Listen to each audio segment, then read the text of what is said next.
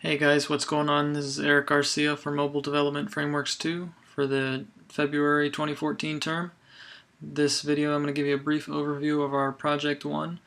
As you can see here I have the storyboard. It's a pretty simple app, but it's doing a lot of accessing with the Twitter API.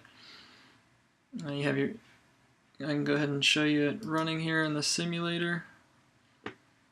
Basically pulls in all the tweets from whatever logged in user you have, and you can obviously click on any tweet to see the full actual message, when it was tweeted and who it was posted by. And as you can see, that's obviously automatically updated. If you wanted to, you can go ahead and add a new tweet. And we'll go ahead and test this out now.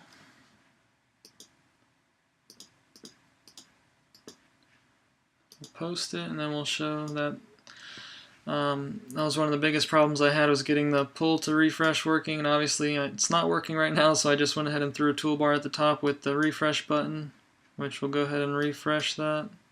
And there is the test sent from the app. And if you go to the profile view, you can just, it basically curls up the page, and you can see the name, username, the bio, how many followers and friends you have, and dismiss that, and you're back to the main app.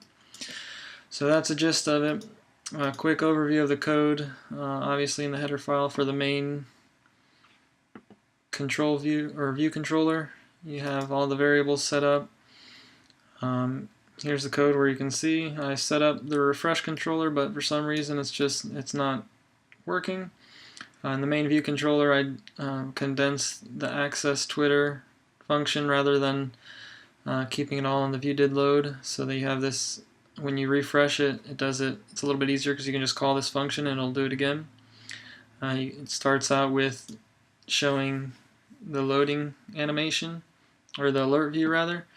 And then you go through the account store, all the great stuff, and getting into the Twitter API and pulling down the JSON data from the logged in user. Then it goes, so you have your show loading and the dismiss loading function to dismiss the alert view. And then I have a section here for just the buttons for the new tweet and the refresh. And then obviously you have the standard table view methods with the cells for row and number of rows in section.